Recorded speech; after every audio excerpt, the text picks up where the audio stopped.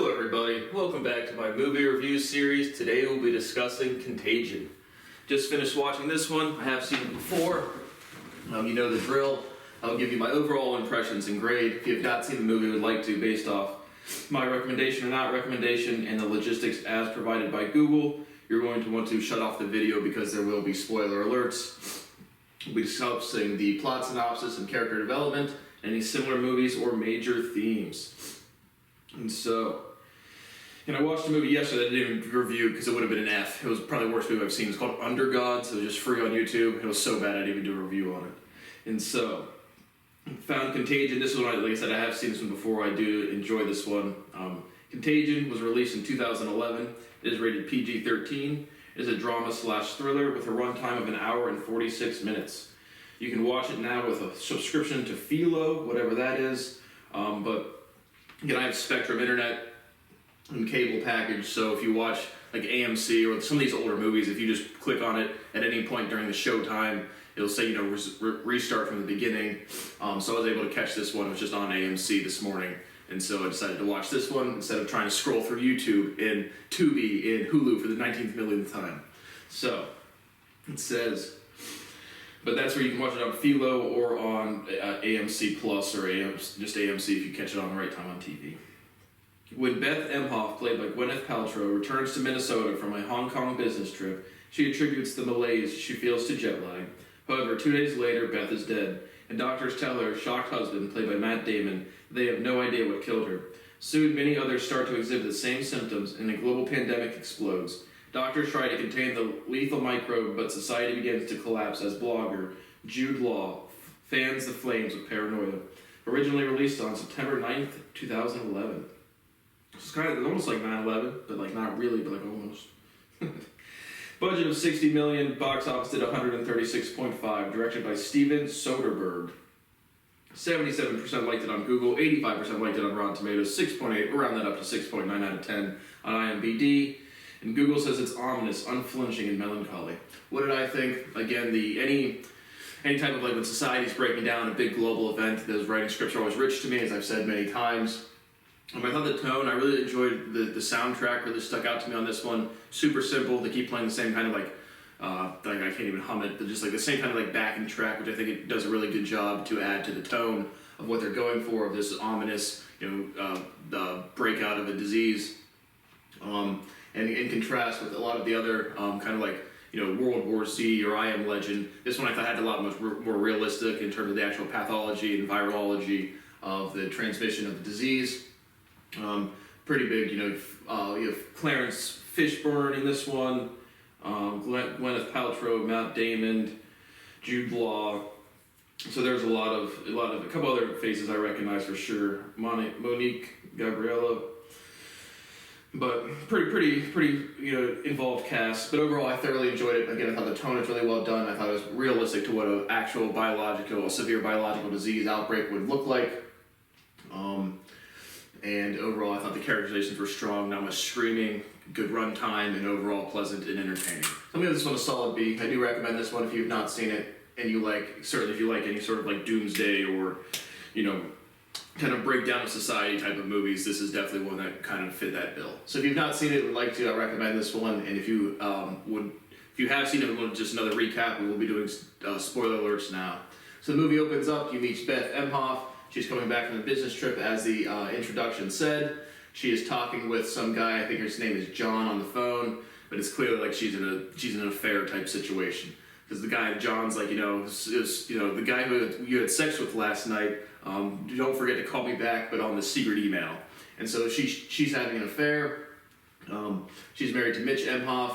Beth has a son, Mitch's stepson, Clark.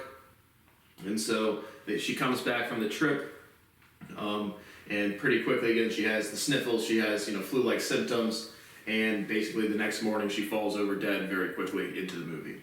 And so Mitch, takes her to the hospital. He's in shock. The doctor comes out and is like, we did everything we could, but she's dead. And he's like, so when can I go talk to her? And he's like, decent playing into like the shock factor of just losing someone suddenly.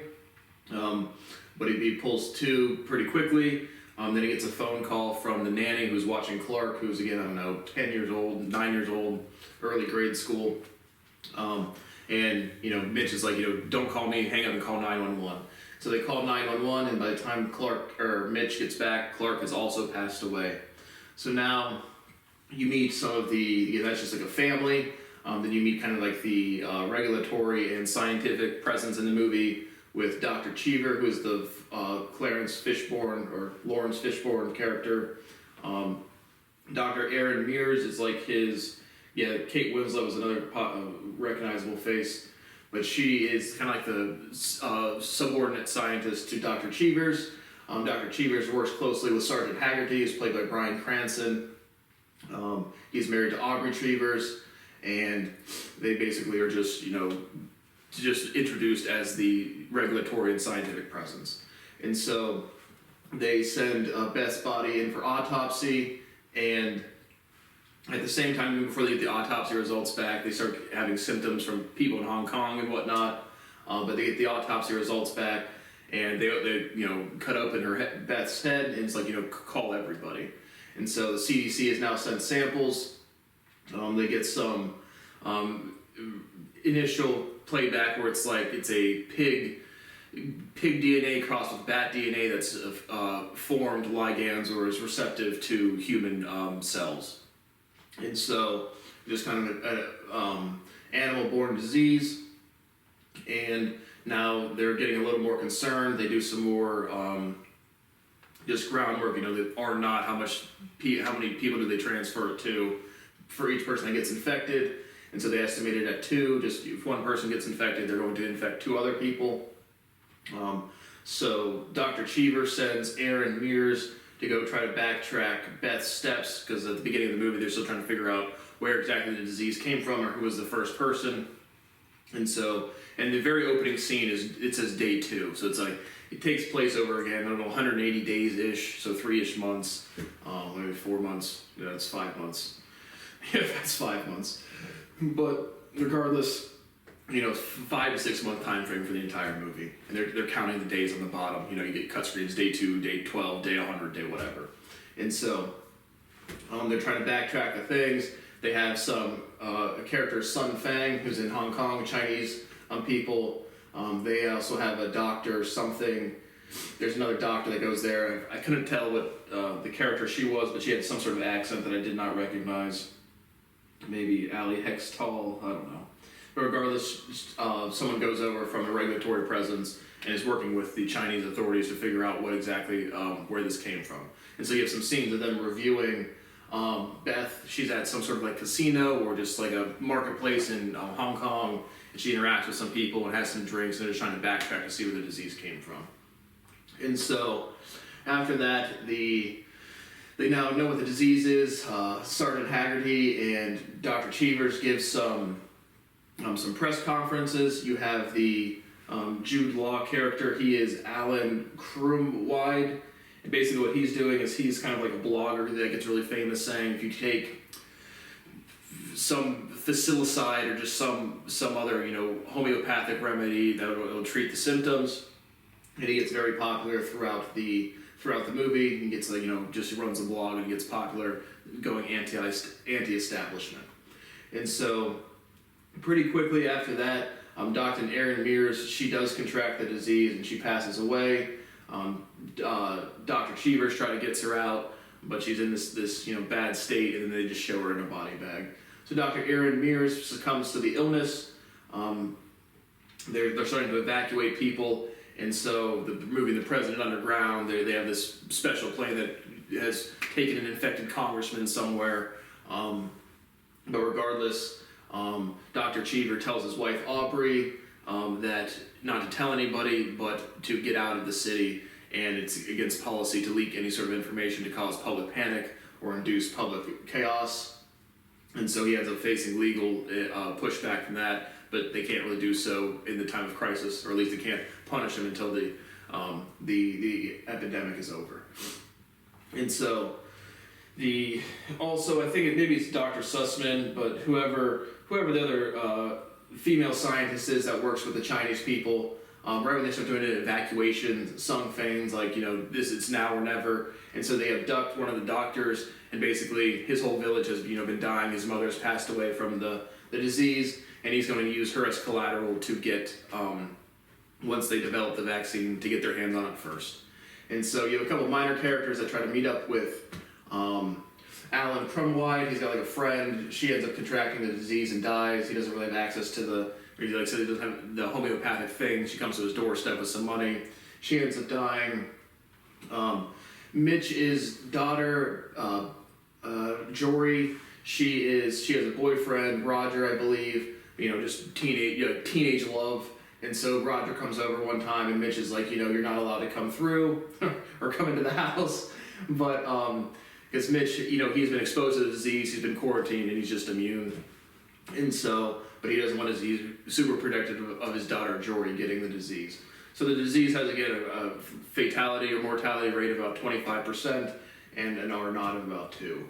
And so then they get some mutations. The AIDS population in Africa or something gets a mutation where the fatality rate, I don't know, gets closer to 30%, and the R naught goes up to like four people, I believe. And so they're rushing to get this vaccine, again, with these constant cut scenes of this, again, the same monotone, or not monotone, but the same kind of backing track, which I think really added well to the tone. But regardless, they end up developing the vaccine. They make a handoff for Dr. Sussman, or whoever the female doctor is. They give Sung Fang his vaccines, and they drop off the doctor. And so when the doctor's back at the airport, the whatever asset, CIA or whatever country picks her up, he's like, we gave them placebos, it's not a real vaccine. And so she's kind of, even though she was kidnapped, she's kind of off-put, but he's like, we don't negotiate with things like this. A lot of people are getting kidnapped around the world, and we have a limited supply anyway. And so, kind of getting to the resolution of the movie, they develop a vaccine. They're going to have some sort of, they give Dr. Cheevers his 2 doses for him and his wife. There's a scene where the janitor overhears Dr. Cheevers telling Aubrey to get out of the city of Chicago, and the janitor's like, we have loved ones too. So Dr. Cheevers makes the moral decision to take his 2 doses of the vaccine, gives one to the janitor's son, and then one to his wife. And so there's some moral development there in the characterizations. And then Beth, Jory, I don't know if she's got her immunization, but Roger gets vaccinated, and they just have a drawing for like the birthdays. And so Mitch sets up a homemade prom set up for him and his daughter and her boyfriend, just to have a normal teenage experience. And so Mitch has kind of an emotional breakdown, looking at the camera, looking at past pictures of Beth. But they have their prom, and they start distributing the vaccine throughout the world. And so the absolute resolution to the movie is they show day 1, and it is Beth who has the first person to contract it, and some bat had eaten something, dropped it into a pig's den. The pig had picked it up, eaten it, and the butcher was cleaning up the pig, and he just wipes off his hands and goes and welcomes Beth to the restaurant. So the ending of the movie is you get day 1, and again, it's nothing super novel. Again, there's some, like Mitch, there's a scene where he sees looters kill his neighbors, and he goes and breaks into his neighbor's house, or another neighbor's house, and gets a weapon. So it's not like super breakdown of society, but I just thought it was a decent drama, outplaying or showing what it would look like for a disease to break out. Which obviously now we had the COVID, which is very similar. Again, they say the term like social distancing. Again, this movie's from 2011, but so I thought it was realistic. I thought the tone was well done. I thought the characterizations were strong. I thought it moved along well for an hour and 45 minutes. Nothing super novel, nothing super unique, but overall entertaining. So thank you for watching my review of Contagion, and I will see you on the next one.